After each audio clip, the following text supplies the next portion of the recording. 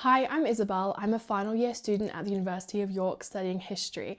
And today I'm going to walk you through my Obsidian setup for an online exam. As a history student, we have to sit lots of open book exams that are very time pressured, where we have to write essays using the knowledge that we have learned throughout the module and the semester. And in order to be able to synthesize this amount of information very quickly, Obsidian is one of the best tools for note taking as a humanities student. I'm going to be explaining how I structure and synthesize my notes to best prepare myself for an online exam. I create notes that are highly searchable, efficient, and really intelligent when it comes to creating succinct essay plans that help answer the question and achieve those top marks. I have used Obsidian throughout my degree and I have consistently achieved high 2-1s and firsts in these open book exams, so I'm really hoping that I can pass on some of my knowledge to you guys who potentially have never sat an online book exam in your life. So without further ado, let's just get into the video and explain my Obsidian setup.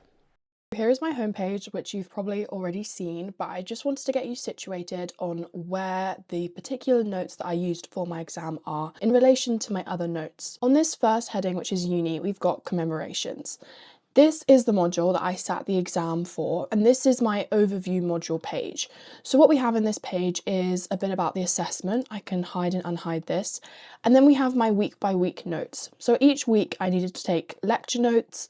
There were sometimes reading before the lecture, primary sources. We then had seminars. In these seminars, we would be answering some key questions. I would take notes of what the tutor was saying. This is like my in-semester time note-taking organisation, if you will.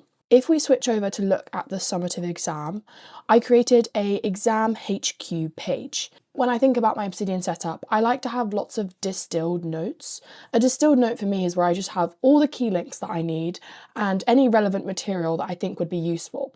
Because the joy of Obsidian is that you can just click through into all these different links, and that makes it such a seamless experience for an online exam. Because what they are testing you in an online exam is how quickly you can synthesize the information that you have learned over the module and write an essay under time-pressured conditions. And it's quite a difficult exercise because you have so much access to so much information. It's not like a closed book exam where you can only write with the knowledge that you have memorized in your head. An open book exam requires you to have quite a high level of organisation, because the more efficient you are, the more likely you'll be able to write a really good essay. What I really like about my current style and theme that I'm using is heading 1 creates this line across it. There is a way to create a line if you don't have this particular style. If you press 4 of the asterisks and then press enter, it does create a line for you. I just really like how my headings have lines. That's beside the point. These star links are again with my particular theme. So for this, for a normal checkbox, you would do a dash sign, 2 square brackets, and then you have a checkbox. And you can check things off, which is really helpful. So looking in my exam timings, I have unchecked them for the purpose of this video, but throughout the exam, I was checking off my different stages as I went. It was really useful to keep an eye on the time and see where I was in relation to the tasks I needed to do. These star links are special to the theme I have installed on my Obsidian, which I will link below because it's a slightly custom theme and I followed a YouTube video to actually install it onto my Obsidian. A little asterisk, and then I have a star. And this bookmark one is just with a B, and there's lots of different ones that this particular style has, which is why one of the reasons I really like it. Looking over at this exam HQ, we have key links. These are links that I'm going to be using and I'm going to be explaining a little bit later. We have the exam information. As I've already mentioned, this exam required me to write 2 1,500 word essays in 5 hours. The essays were a minimum of 1,000 words to 1,500 words. So in my mind, I was trying to reach for about 1,250 words just to be in the middle of that word range. We were given 8 questions and we had to write 2 different questions, obviously. And then we used in-text references, which is slightly different to my degree usually. Within the exam, we needed to refer to 2 or more historical contexts within our case studies.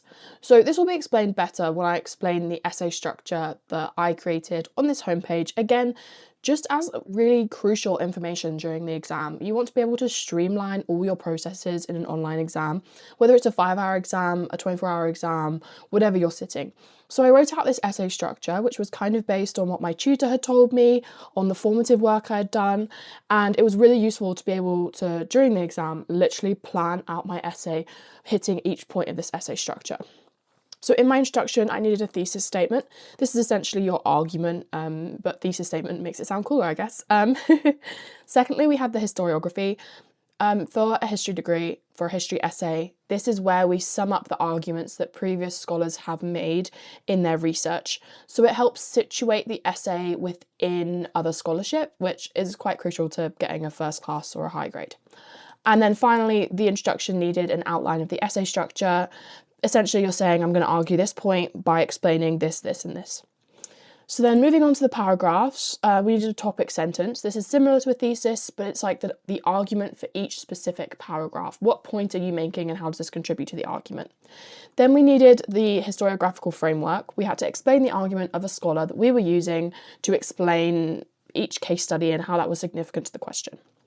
Then we needed 2 case studies compared to each other. This is very specific in this comparative module because the whole point of the module is to look at a theme across history and compare different case studies, compare how stuff was presented, how it's changed over time. It's very specific historical skills that you do learn throughout your degree, but were definitely challenging at first.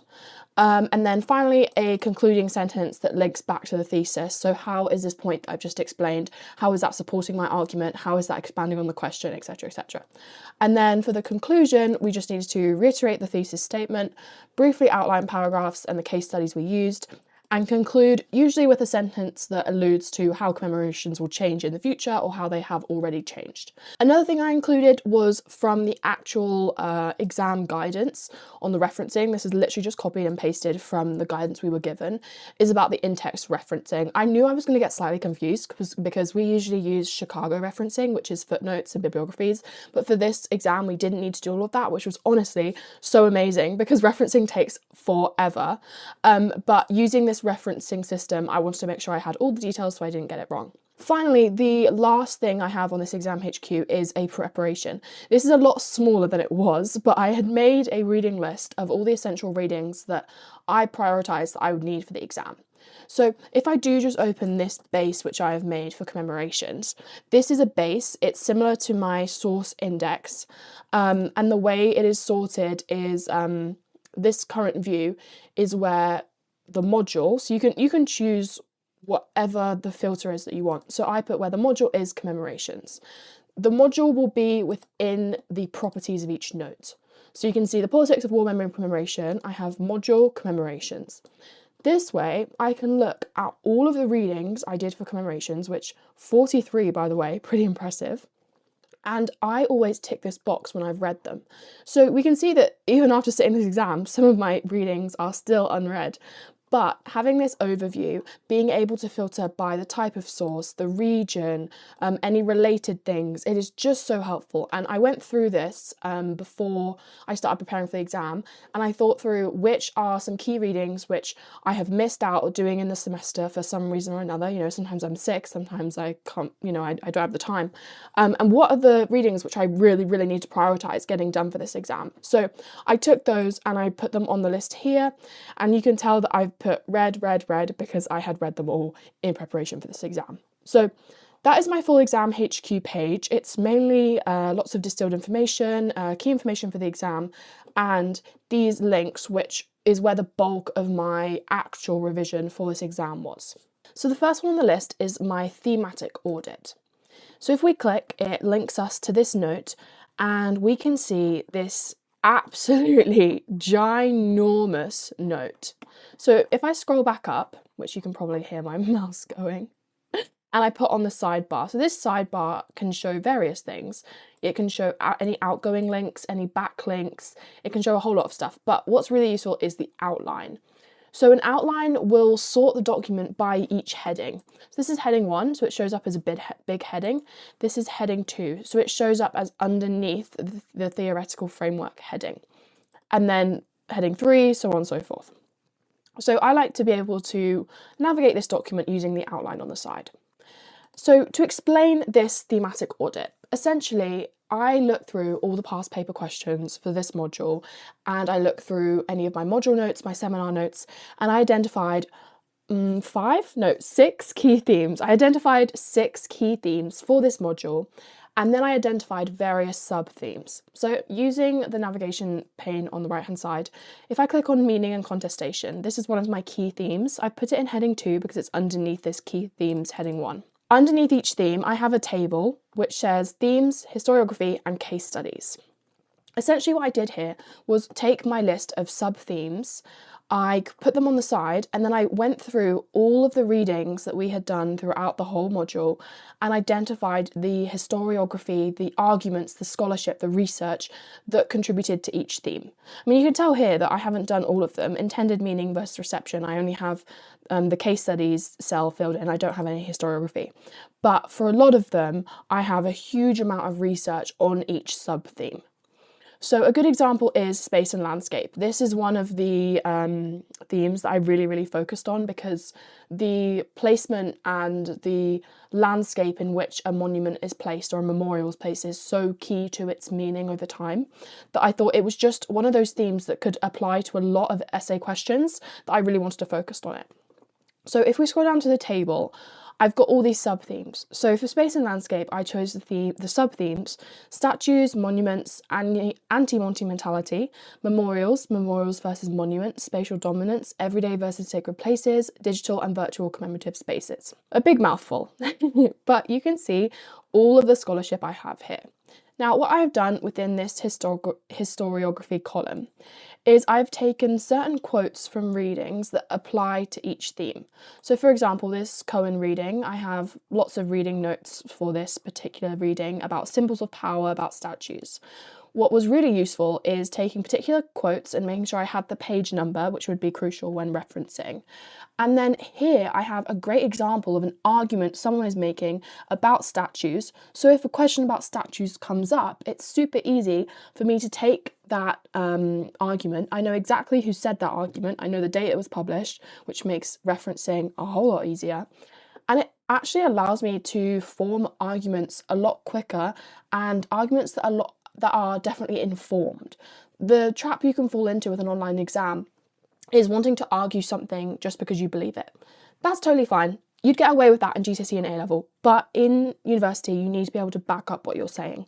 Obviously I only do a history degree, but I know this is similar with other humanities subjects, and I think this is why humanities is so good on Obsidian, is because you can make these links. Having 3 different scholarship on one sub-theme of one of 6 key themes for a 5-hour exam is so incredibly useful. So if we also scroll down, we'll be able to see that some of my case studies also are linked to an article. Here, this is an Atkinson article and it's all about public memorials. She talked a lot about roadside memorials and what those kind of mean. So in here, we can see that not only do I have arguments from Dwyer, who's written a lot about memorial landscapes and is kind of the key scholar on this. I don't just have his arguments. I also have case studies which demonstrate my point. And as we looked in that exam essay structure that I need to write, I need to have 2 case studies per paragraph and I need to be comparing them. That is hard to do under time pressured conditions, but this thematic audit makes it so much easier. So just scrolling down, we can see power and politics. Again, I really like being able to use the sidebar to navigate. We will come to these essay plans in a little bit. Just scrolling down, you can see how many readings I've put in, how many quotes. Some things obviously left without any content, but that's not the end of the world. It's just getting the sort of bare bones scholarship. That's what I was really focusing on. This whole key theme setup might not work for you if the questions are not about key themes, right? If your questions are focused on very specific statistical evidence, if they are focused on specific case studies, you need to adapt your Obsidian setup to reflect your preparation. But that's what's so good about Obsidian, is that it's not like giving you some pre-prepared thing that you have to write down. It's completely customizable. One of the plugins I have makes it so much easier to create tables. I can right click, insert, and then just do a table. And then if you don't press it in bold, it gives it to you in bold anyways, but my style that I have on makes bold in red, which I really like. And then if you just press tab, you can create new columns, new rows. It's really easy. I went straight into the key themes, so I do want to talk about the theoretical framework really quickly. I wanted to make a space on this thematic audit to have bigger questions, bigger thoughts, feelings, vibes about the module in general. So I created this table which has definitions of commemorations, just because different scholars analyse it in different ways, different scholars emphasise different aspects of commemoration. So I thought if I had a question that focused on how do researchers define commemorations throughout the centuries, I could then take, for example, this idea of national commemoration. I could take an idea of like the commemorated past and how it's significant in certain circumstances. So having this framework was really helpful. Secondly, having this framework all about memory is also really crucial. I didn't want memory to be a whole key theme, because my key themes needed to be something that for each essay plan I could quickly talk about what theme is this essay targeting, is this question targeting. However, with memory is so synonymous with commemorations that I wanted to involve it within the theoretical framework. So the question/theory kind of involves memory interacting with some sort of object, some sort of time or space, and how that affects how the memory is perceived. So I've got memory and identity, memory and power, memory change over time, memory overload, individual versus the collective memory, and public versus private memory. Distinguishing quotes about memory in this way provides a really, really good staple for historiography in my introduction. Yes, the question is directly targeting memory. Memory is kind of a sub-point within a commemorative essay. So these quotes were really helpful in sort of framing the underlying argument around an essay question, if that makes sense. And again, I've got a similar thing where I've just put down a quote and then I have linked a reading here. Another key thing is if you do Control F, you can search in the document. So if I search identity, this is the weird thing with doing tables, and this is the first time I've actually used a table like this in Obsidian, is that when you are searching it, it looks a bit like code, which it's fine. I don't love it, but it's just one of those things you can't really change. If you do like click on it, it will take you to sort of where you are and you can see it. But yeah, that's something I don't love about using tables, so I might have to experiment with different formats. But since we have looked at the thematic audit, let me show you another one of my revision notes that I used to prepare for this exam. So using the back arrow on the top left hand of the page, we can go back to my exam HQ and we can now take a look at my case study catalogue. This note has a lot of images in them, and I am going to forewarn you, as I scroll down, they're going to be loading. That's just the way Obsidian works. And this case study catalogue is essentially the evidence I'm going to be using to proving my specific point on each sub-theme in an essay plan. The aim, the idea of this note is for every case study, I want to have certain information that scholars have written. I want facts about the monument. I want the time period, because again, in that required information on the exam, we need to have 2 or more historical contexts. We can't just be taking everything from the same century.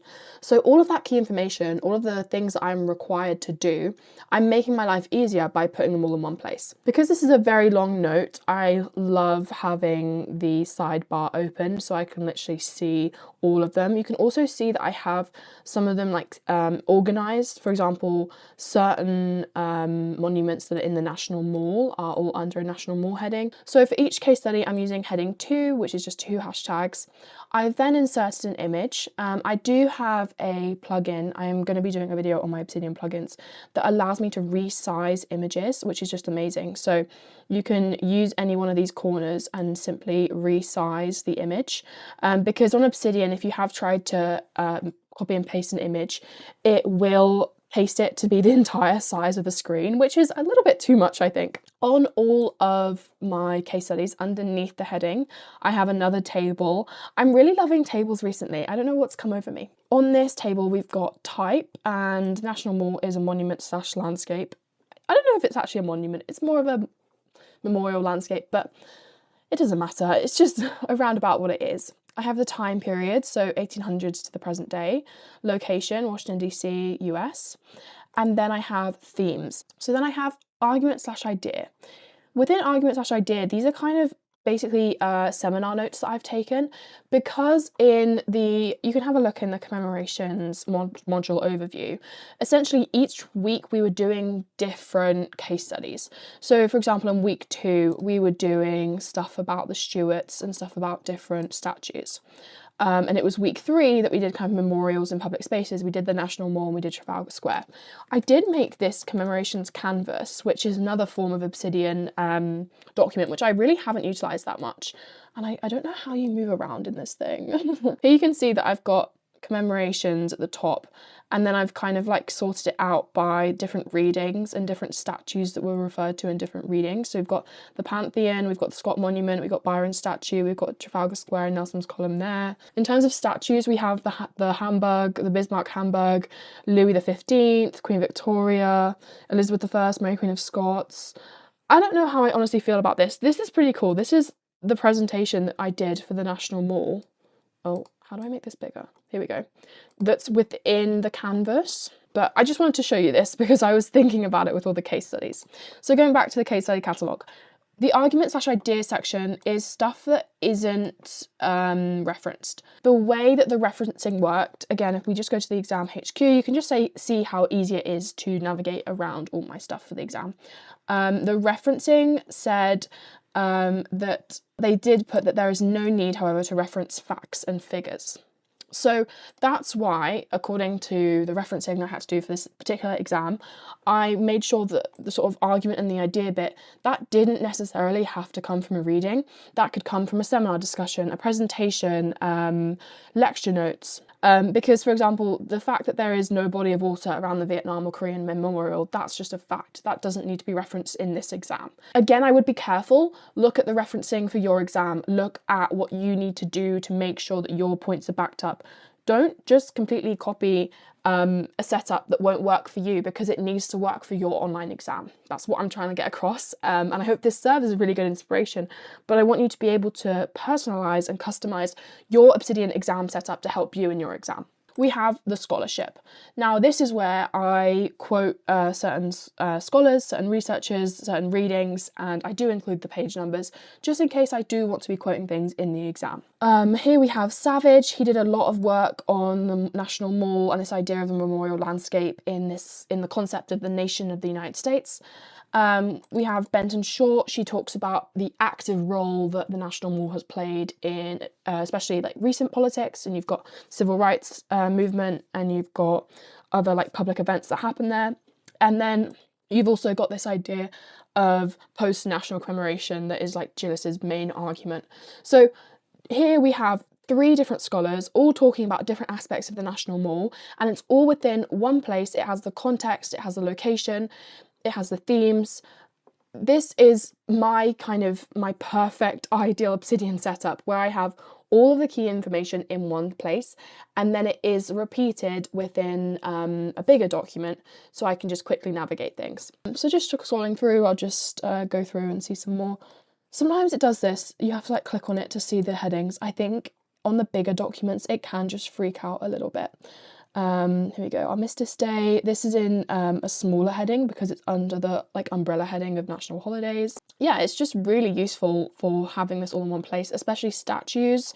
I ended up doing literally a comparison between Louis XV statue and Hamburg's statue in my exams. That proved to be very, very helpful. We'll just scroll down, I've got so many. And this note alone was so helpful. You can see on the bottom here that this note is literally 5,000 words, which is pretty insane. But yeah, this is my case study catalogue. This proved absolutely invaluable in the exam. Going back to the exam HQ, we have now discussed the thematic audit, where I have analysed and collected all the information by themes. We have also talked about the case studies, where I have, again, collected all the research by different case studies. Let's now talk about how I practiced for the exam a couple of days beforehand using past paper questions. So the third link I have here is essay plans. Straight away, we can see that this is organised by each year. So this is how long the module's been running for. We've got some missing. These are just the ones they provided us with. So I made this big list of all the different essay questions that this module has ever put on. And I decided that I was going to, especially last year's questions, create some mock essay plans that potentially I could use during the online exam. Now, the thing that you have to be really careful with in online exams in preparing for them is it can be so easy and so tempting, honestly, to make an essay plan in preparation. Then you get the exam paper and you think, oh, this question is super similar to this one I did. How about I just use the same essay plan?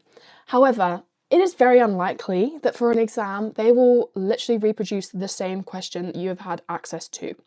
Obviously, this will change in certain contexts. I don't do geography, I don't do English, I don't know what other departments are like at other universities. However, I knew that they weren't going to be repurposing the same question for my exam. So in making these essay plans, I'm not trying to predict the question. I'm not trying to create an essay plan that I can use in every single scenario. What I'm trying to do is practice taking all of the information from the thematic audit and the case study catalogue and condensing that very quickly under time-pressured conditions, because this gives me the soft skills I need to do really well in the exam. This is the sort of side of preparation that you can only do if you have extra time. If I was really short on time, I would focus on doing the thematic audit and the case study catalogue, and I would just kind of wing it in the exam. But because I had extra time, creating these essay plans was super helpful. So let's look at a couple of these. This is the essay plan. How helpful do you find the distinction between monuments, whose purpose is to celebrate past triumphs or achievements, and memorials, whose purpose is to register collective loss or mourning? Obviously, the essay question had a question mark at the end, but you can't put a question mark within a note title on Obsidian. To explain how I was churning these out so quickly, I'm going to just show you an example of what I would have done. I would have gone new notes, essay plan, how have commemorations changed over time, for example. What I created as I was preparing for this exam was a template. So if I do Control T, I have my 3 templates come up. I can click on Commemorations Essay Plan Template. Now, what is on this template is properties. We have the tag essay, we have the module commemorations, and then we have insert question here. So I would just take this question from up top, paste it, and then we have literally the setup to creating the perfect essay plan. We have space to write down the relevant themes and sub-themes. These will be directly taken from my thematic audit. What I would probably do at this point is split right. Here on the right hand side, I can open up the thematic audit, and then whatever note you are clicked on is what the outline will be on the right hand side. So I can look at the outline here and I can think, okay, what relevant themes and sub-themes are going to be changing over time? For example, we might think about temporality. That might be a relevant theme. And then looking at the sub-themes, what's sort of changing here? Potentially anniversaries. How do anniversaries change commemorations over time? Another one to think about could be power and politics. For example, so we'll put the main theme as power and politics. And potentially a sub-theme could be regime transitions. How does a changing in political regime change how commemorations are over time? Another point on the relevant theme could be memory. So looking at the thematic framework on this document, we can look at memory. We can see, for example, memory change over time. This will be a really helpful thing. So let's write this down.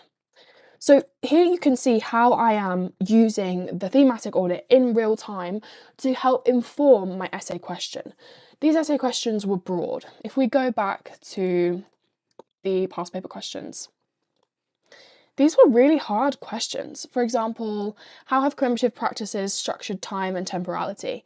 But if I look at this question, I think immediately to my key themes. I hate to keep opening this up again, but I've literally got temporality and the structuring of time. Again, let's go back to this essay plan. I just did something similar to what you saw me do there. I wrote down the relevant themes and sub-themes. So we've got space and landscape, monument versus memorial, meaning and contestation, which I've spelt wrong.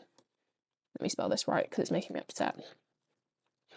Within that, we've got fixity and fluidity of commemorative meaning. We've got memory, individual versus collective, and we've got violence and war, collective loss versus military death. My thesis point is the distinction between monuments and memorials is helpful to an extent for understanding commemorations, but it has limited value as an analytical framework in the post-national phase of commemorative culture. In this thesis statement, I am already explicitly referring to the scholarship by saying post-national phase. The post-national phase isn't something that everyone knows. This is a theory by Gillis, who talks about this history of commemoration in the Western world and how it is split into the pre-national, national and post-national phases. In this thesis statement, I'm already showing the examiners I am employing recent historical scholarship into my thesis statement. This shows I'm well read. This shows that I am really thinking through the question, how it links to arguments and scholarship. So indicating all this within the first sentence is really, really key. Then I quickly do an overview of the essay structure.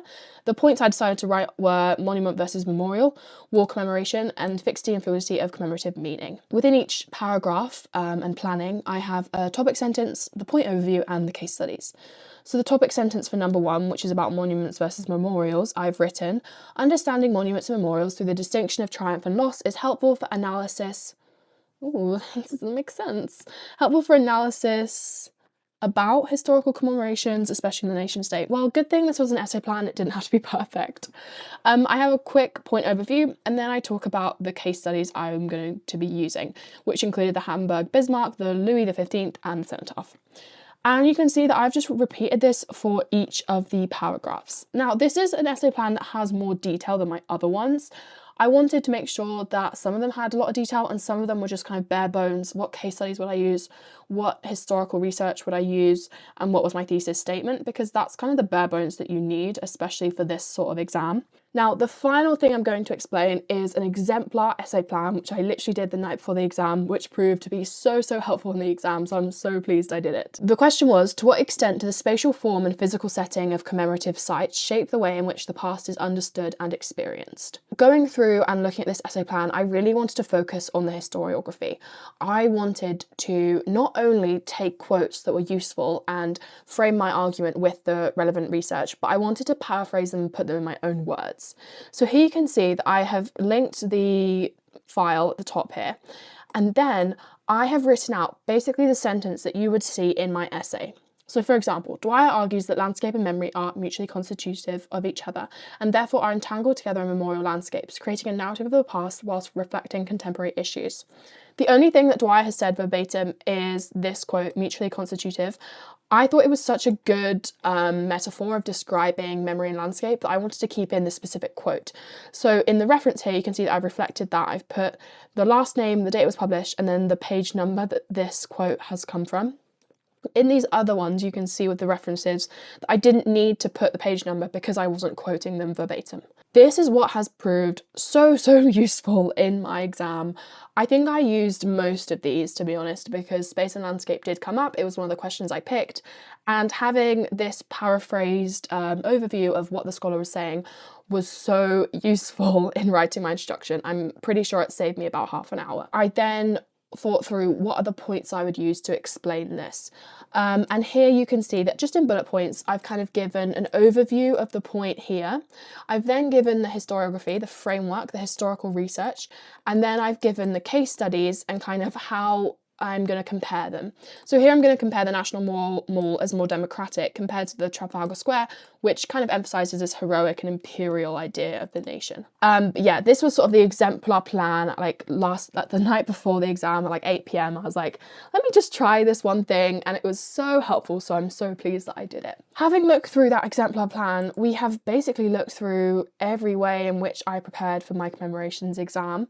So I really hope that this video was helpful and it has given you some inspiration for how to revise for open book exams or just structure your notes for, you know, any revision that you do. I see a lot that people struggle with how to study with Obsidian, and so I think this is a good way, personally, that I've used Obsidian to study.